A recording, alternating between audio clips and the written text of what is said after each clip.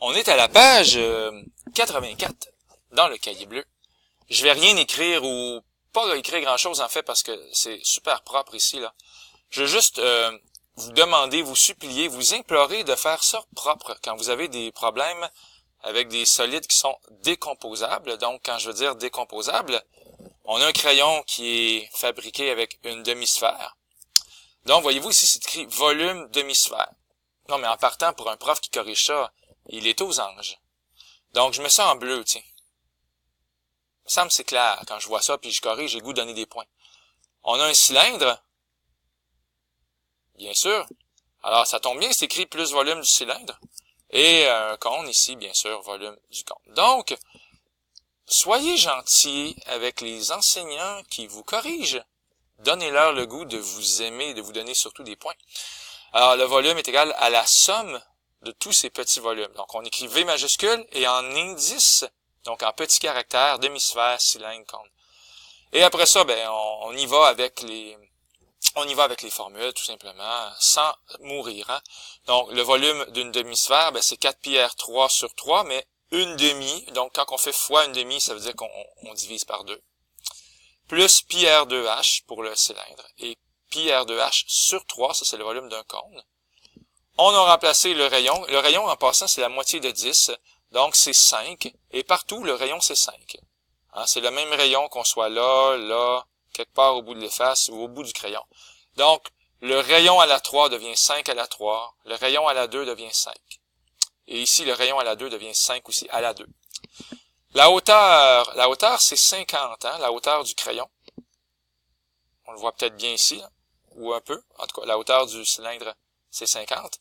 Et la hauteur du cône ici, c'est 12. Donc, on remplace par les bons nombres, s'il vous plaît, par 50, par 12.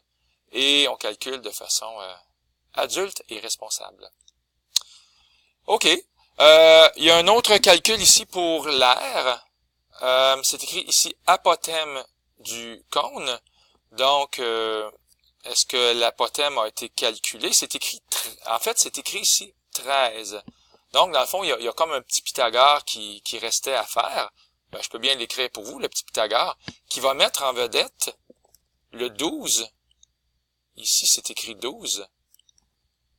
Qui va mettre en vedette le 5. Le rayon, c'est 5. Donc, je vais écrire R égale 5. Et ici, c'est H égale 12.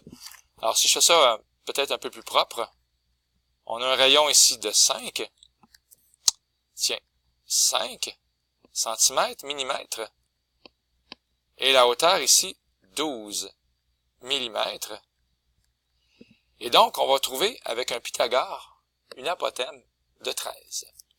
Parce que 5 à la 2 plus 12 à la 2, ben devinez quoi? Ça fait 13 à la 2. Donc ça, c'est un petit calcul un peu trop rapide que je fais, mais quand même, ça nous donne un avant-goût, un aperçu de ce qu'on veut voir, nous les enseignants.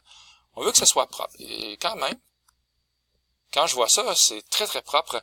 L'aire latérale d'une demi-sphère. Sincèrement, le mot latéral n'est pas très important, mais l'aire d'une demi-sphère.